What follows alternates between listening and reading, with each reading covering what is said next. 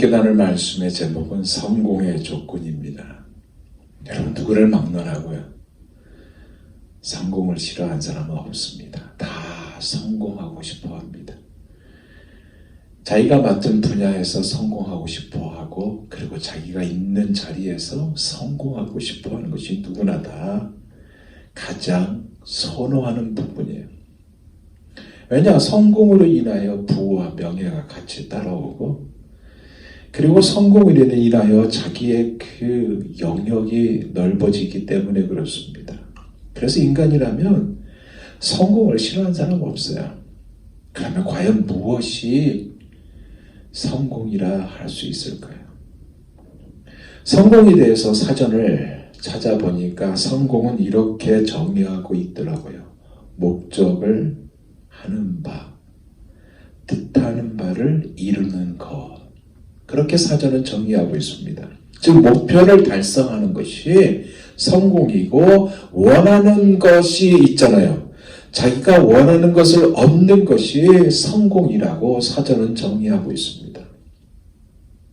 우리는 목표와 목적을 가지고 살아가죠. 굳이 이 자기 자신의 목표와 목적을 티내지 않더라 하더라도 마음속으로는 무언가를 향한 목표, 그 목표가 있고, 자기 자신의 처한 현재의 상황과 바라는 모습 간의 그 차이의 그 간격을 좁히고자 부단히 예를 쓰기도 합니다. 그러다가 결과가 좋게 나오면 성공했다라고 이야기를 해요. 그죠? 그럼 하나님의 백성으로서의 성공은 과연 무엇을 말하는 것일까요? 그리고 하나님의 백성으로서의 성공의 비결이 무엇일까요? 오늘 본문이요, 이 사실을 말하고 있습니다. 알려주고 있어요. 오늘 본문에 등장한 인물이 누굽니까? 여호수아예요. 여호수아는 과연 누구일까요? 하나님이요, 모세를 선택하잖아요.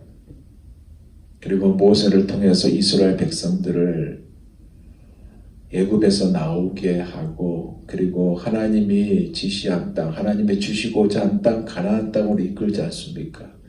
이 모세에게 여호수아를 소개하는데요, 민수기 27장 18절에 보면 하나님이 여호수아에 대해서 이렇게 모세에게 말합니다. 들어보세요. 여호와께서 모세에게 이르시되 눈의 아들 여호수아는 신에 감동된 자니,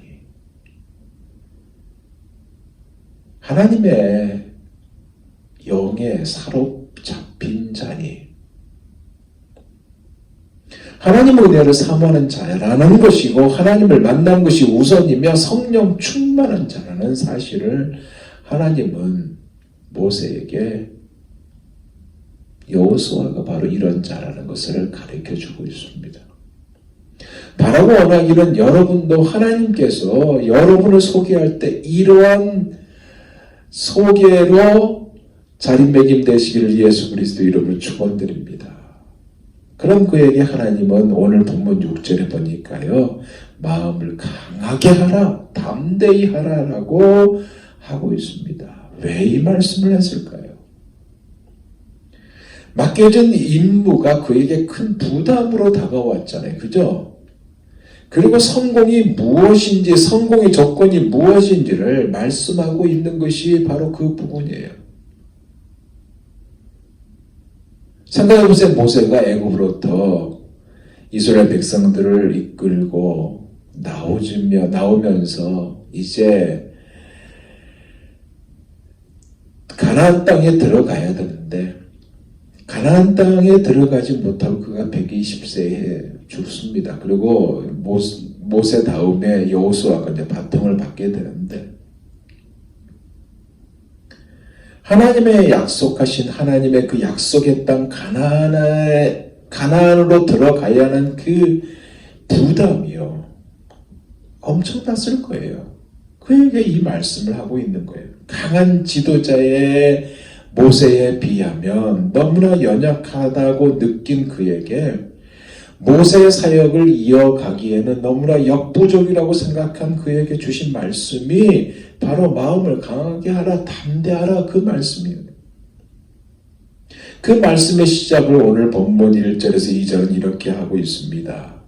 여호와의 종 모세가 죽은 후에 여호와께서 모세의 시종 눈의 아들 여호수아에게 일러 가라사대 내 종 모세가 죽었으니 이제 너는 이 모든 백성으로 더불어 일어나 이 요단을 건너 내가 그들 곧 이스라엘 자손에게 주는 땅으로 가라. 한마디로 뭐예요? 모세 다음에는 내가 이끌고 가야 한다. 이 이야기를 하나님이 하고 있다는 것입니다. 그런데 오늘 본문은 나오지는 않지만 제가 이렇게 추론해 볼 수 있어요. 말씀을 묵상하다가 과연 여호수아가 정말 이 강한 멘탈의 사람이었을까라는 생각을 해봤습니다. 그렇지 않았을 거예요. 바통을 받았지만 그에게 찾아온 불안은 어쩔 수 없었을 것이고 아무리 성령의 사람이라 할지라도 인간인지라 그에게 두려움이 다가왔을 것입니다. 모세의 시종이었어요. 그죠? 그러니까 모세와 더불어 싸웠던 이스라엘 백성들의 그 행태, 그들이 하나님을 참 마음 아프게 하는 그 모습들을 다 봤을 텐데 이 사람들을 데리고 가야 한다. 참 많은 두려움이 있지 않았을까. 어쩌면 또 그의 성격이 소심한 성격이 있지 않았을까라는 생각도 들었습니다. 그런데 하나님은 그에게 말합니다. 마음을 강하게 하고 담대하라 라고 하세요. 왜 마음을 강하게 하고 담대하라고 했을까요? 왜냐? 당신이 함께 하신 그것이기에 하나님이 함께 하신 그것이기에 마음을 강하게 하고 담대하라 그렇습니다. 그러면서 하나님은 모세에게 하신 말씀 다시 여호수아에게 확인시켜주면서 당신께서 함께 하신다고 말씀하고 있어요. 3절에서 4절 볼까요? 내가 모세에게 말한 바와 같이 무릇 너와 발바닥으로 밟는 곳을 내가 다 너희에게 주었노니 곧 광야와 이 레바논에서부터 큰 하수 유브라데 이르는 해쪽 속에 온 땅과 또 해 지는 편 대해까지 너희 지경이 되리라.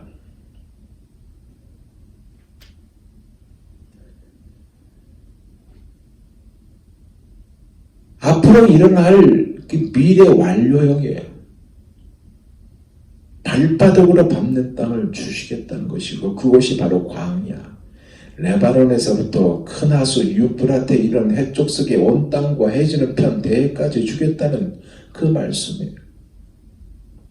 한마디로 너가 가지고 있는 장애물, 그래 이스라엘 백성들이 참 그 가지고 있는 이 장애물이 있다 해도 모세보다 강한 지도력이 없다 해도 약해도 열등감이 있다 해도 요단강을 건너 여리고를 점령하기에는 전쟁에 능한 가나안 원주민에 대한 엄청난 부담이 있어도 내가 함께하겠다. 당신이 함께하심은 하나님이 함께하심은 은혜의 역학 구조를 이루겠다 그 말씀인 것입니다.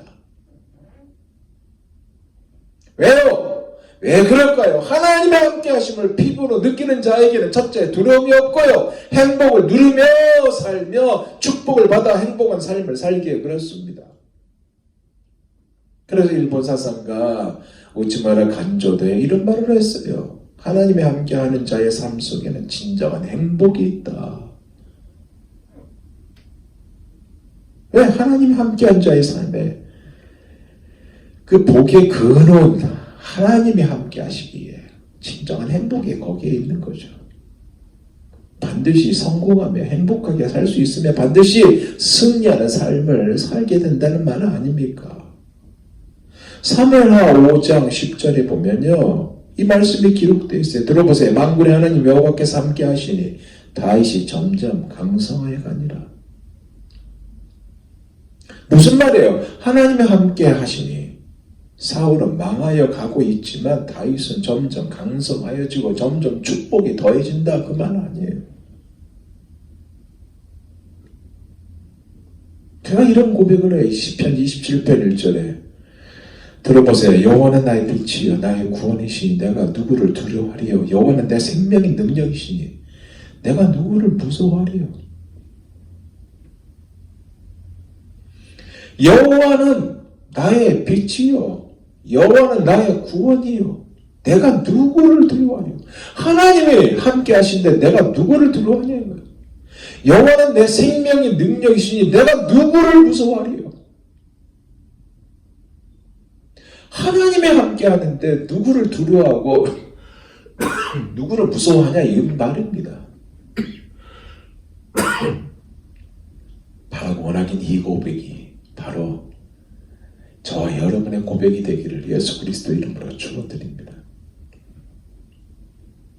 하나님의 여호수아에게 계속 이렇게 말씀하고 있어요. 5절에서 6절 볼까요? 너희 평생에 너를 능히 당할 자 없으니 내가 모세와 함께 있던 것 같이 너와 함께 있을 것이니라. 내가 너를 떠나지 아니하며 버리지 아니하리니 마음을 강하게 하라. 담대하라.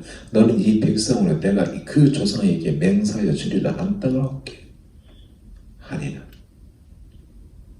무슨 얘기예요? 하나님의 약속 보증 아닙니까? 안 그래요?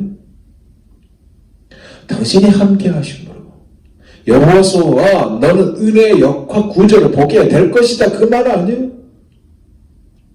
당신께서 이루는 것을 보게 할 것이다. 그 말이에요. 그러기에 너는 이렇게 하라.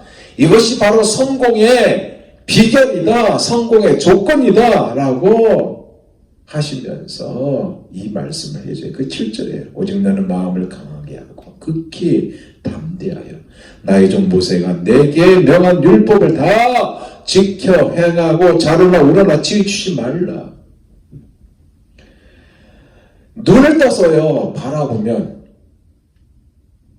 당장 요단강을 건너 싸우는 현장으로 가야 하는 것이 현실이지만 축복의 총체의 기업이 되는 유일함의 근거, 첫 출발의 근거, 그리고 이것을 가장 먼저 해야 하는 것이 뭐라고 그랬어요? 나의 종 모세가 내게 명한 율법을 다 지켜 행하고 자로나 우로나 치우치지 아니하는 것. 이 출발이 뭡니까? 결국 발바닥이 되어야 한다는 것, 그 말은 아닙니까? 여러분, 발바닥이 되려면 뭐 해야 돼요? 신을 벗어야 돼요. 발바닥으로 땅을 밟으려면 당연히 신을 벗어야 하는 것이 정상입니다. 신을 벗는다는 것이 무엇일까요? 바로 하나님의 말씀을 지키는 것이고 삶 속에서 거룩을 지키는 것이고 자신의 삶을 하나님께 온전히 맡긴다는 것입니다. 온전히 맡긴다는 것은 뭐예요? 종이 되겠다는 의미예요. 하나님을 주인으로 섬기겠다는 의미예요. 하나님의 군사가 되겠다는 의미예요. 여호수아와 이스라엘 백성들이 밟는 땅은 이들의 발바닥이 밟는 대상이라는 사실. 왜냐? 그 땅은 하나님이 주신 약속의 땅이기에 그렇습니다.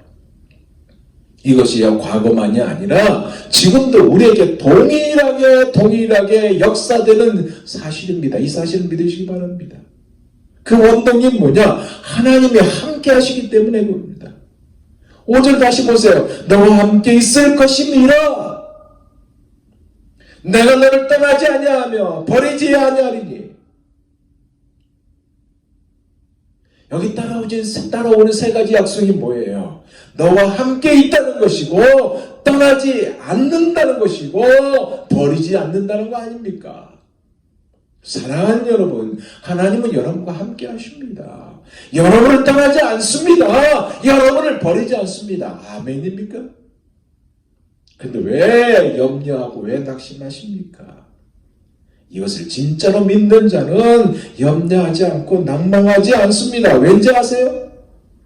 여러분이 싸우지 않기 때문에 그래요. 하나님이 싸우기에 그렇습니다. 여리고성이요 엄청납니다. 저도 가봤지만 엄청난 곳이에요. 현대 무기로만 공격해야 무너질 수 있는 성입니다. 그 성이 어떻게 무너집니까? 이스라엘 백성들에게 무기가 있었나요? 없어요. 그런데 무너졌어요. 왜? 하나님이 하셨기에. 하나님이 함께 하셨기에 무너졌습니다. 이것을 믿는 자는 믿음 안에서 이루어짐을 체험합니다. 여러분, 믿음 안에서 출발하여 하나님의 임재하심을 확신하는 자리에 머무른 자는 이 믿음을 놓치지 않는 자가 되고, 이 믿음을 놓치지 않는 자는 하나님의 백성들 가운데 하나님이 계심을 체험하게 돼요. 여러분, 이것의 하나님의 약속, 우리의 이해를 요구합니까? 요구하지 않습니다. 그래서 삶 속에 우연 절대 없어요. 하나님의 아브라함을 갈대아 우르에서 우연이 나오겠나요? 아니에요. 창세기 15장 7절에 보면 또 그에게 이르시되 나는 이 땅을 내게 주어 소유를 삼게 하려고 너를 갈대아 인의 우르에서 이끌어낸 여호와라고 당신을 당당히 소개하고 있습니다. 한마디는 뭐예요? 여호와 하나님께서 아브라함 당사자는 아브라함을 불러낼 때 이해할 수 없었단 말입니다. 잘 살고 있는데 불러내신 그 이유를 몰랐다는 말이에요. 앞절에 보면요, 그가 무엇을 내게 주시려고 하냐고, 자식이 없고 자식의 상속자는 다메섹 사람 엘리에셀이라고 그렇게 말한 아브라함을 보게 됩니다. 하지만 자신과 자신의 아내가 모두 나이가 많아서 더는 자손을 낳을 수 없었다는 이것이 아니라요, 하나님의 백성을 삼기 위함이라고 말씀하고 있어요. 그러기에 하나님이 우리를, 여러분을 당신의 백성으로 삼기 위해 창세전에 예정하시고 특정하신 또한 우리에게 이해를 구하지 않았다는 것입니다. 선물이에요. 하나님의 선물. 얼마나 감사합니까? 그래서 하나님의 약속은요, 이해가 아니라 믿는 것이고 순종하는 거예요. 이것을요, 믿음의 선배들이 하셨고 오늘 또한 우리에게 요구하고 있어요.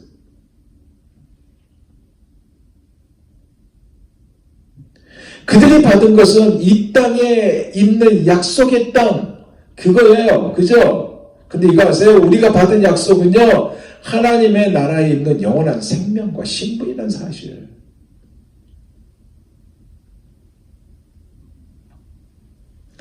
그래서 히브리서 11장 16절에 그들이 이제는 더 나은 본향을 사모하니 곧 하늘에 있는 것이라. 이러므로 하나님이 그들의 하나님이라 일컬음을 받으심을 부끄러워하지 아니하시고 그들을 위하여 한 성을 예비하셨느니라. 성공의 조건이 뭘까요? 하나님의 약속을 믿는 믿음이에요. 그죠? 결과는 하나님이 하심을 보게 하시는 것입니다.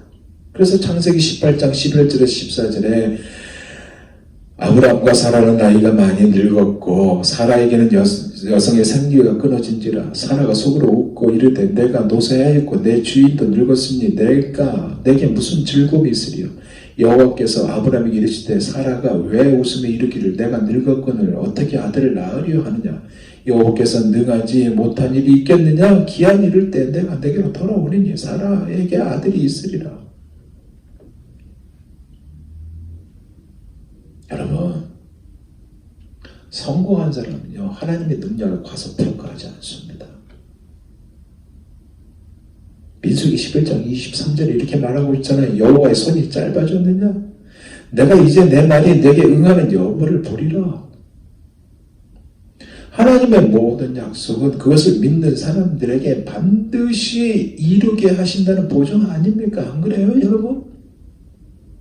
마가복음 11장 24절에도 이렇게 말하고 있잖아요. 그러므로 내가 너에게 말하느니 무엇이든지 기도하고 구하는 것은 반드시 받은 줄로 믿으라. 그리하면 너에게 그대로 되리라 하리라. 따라서 성공한 자의 조건이 뭐예요? 하나님의 인도하심을 절대로 신뢰하는 겁니다. 신뢰. 이것을 7절에 요구하고 있잖아요. 같이 읽어봅시다. 오직 강하고 극히 담대하여 나의 종 모세가 내게 명한 명령한 그 율법을 다 지켜 행하고 우러나 좌우로나 치우치 말라. 그리하면 어디에 가든지 형통하리니. 좌우로나 우러나 치우치지 말라는 이 의미는 우리에게 유일하고 무한 안내자가 계신다는 말씀이에요. 이 안내자가 우리에게 뭐예요? 하나님의 말씀이고, 이 안내자가 성령님, 우리 하나님이라는 사실 아닙니까? 이것을 마음에 간직하며 살아가는 자는 크고 놀라운 축복과 보상을 받게 되고 성공하는 자, 성공의 조건이 바로 이것입니다. 그런 자에게 있는 당연한 것은요, 하나님의 말씀을 기뻐하는 거예요. 8절 보세요. 이 율법책을 내 입에서 떠나지 말게 하며 주야로 그것을 묵상하여 그 안에 기록된 대로 다 지켜하라. 그리하면 내 길이 평탄하게 될 것이며 내가 형통하리라. 주야로 그것을 묵상하여. 진리의 말씀 안에서 기쁨을 찾는 자들은요, 물가에 심은 나무와 같은 사람들이 된다는 말씀 아닙니까?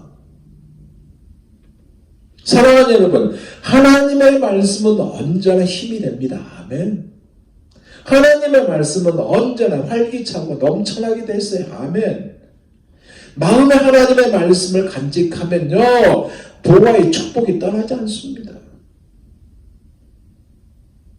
저는 여러분의 이 증거의 결과인 또 다른 말씀 시편 112편 1절에서 6절의 축복이 여러분 삶 속에 임하기를 예수 그리스도 이름으로 축원드립니다. 이 말씀이야. 들어보세요. 할렐루야. 여호와를 경외하며 하나님을 사랑하며 그 계명을 크게 즐거워한 자는 복이 있도다. 하나님 말씀을 기뻐하는 자는 복이 있도다. 그 후손이 땅에서 강성하며 여러분의 자손이 땅에서 강성하며 정직한 자의 후대가 복이 있으리로다.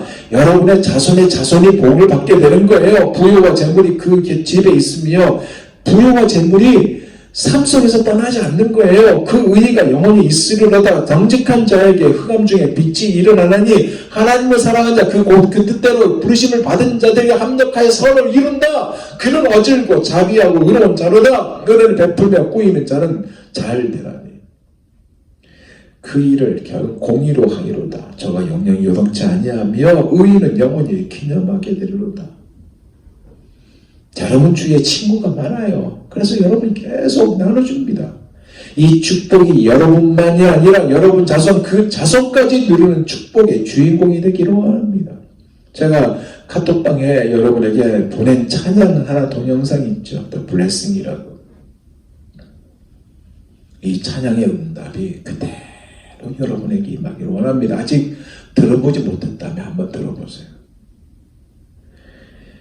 하나님이 여러분에게 복을 주시는데 주님이 여러분을 지키시고 은혜를 베푸시며 당신의 얼굴을 비추고 평안을 주시는데 여러분 위에 흘러가고 여러분의 천대까지 흘러가고요. 여러분의 가정과 자녀의 그 자녀의 자녀까지 주의 임재가 앞서가며 지키시고 동행하며 하나님의 은혜가 둘러싸고 채우시며 함께 하시는데 아침에도 저녁에도 여러분의 모든 출입에도 슬플 때도 기쁠 때도 주님이 여러분이 함께 하시고 여러분을 위하신다는 이 사실의 찬양이에요. 이 은혜가 여러분에게 가득하기를 예수 그리스도의 이름으로 축원드립니다.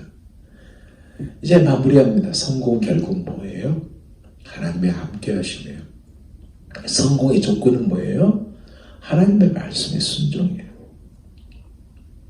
여기서 동행의 의미를 띄어나봐요. 어드슨 테일러 선교사님 계시죠? 그가 선교지에서 사모님을 하나님께 먼저 보냈어요. 얼마나 슬프겠어요. 얼마나 힘들었겠어요. 외로움에 시들렸습니다. 그러나 하나님이 함께 하신다는 이 사실을 깨닫고요. 자신의 어머니에게 이 편지를 보냅니다. 들어보세요. 아내가 제게 어떤 존재였는지 오직 하나님만이 아십니다. 그분은 제 눈에 빛과 마음의 기쁨이 그녀 안에 얼마나 많이 있었는지를 아십니다. 하지만 그분은 그녀를 취하신 것을 좋게 여기셨습니다. 그래서 그분은 사랑 가운데 그녀를 고통 없이 취하셨습니다. 또 앞으로 혼자 일하고 고생해야 할 저에 대해서는 그에 못지않게 좋게 여기셨습니다. 사실 저는 혼자가 아니지요.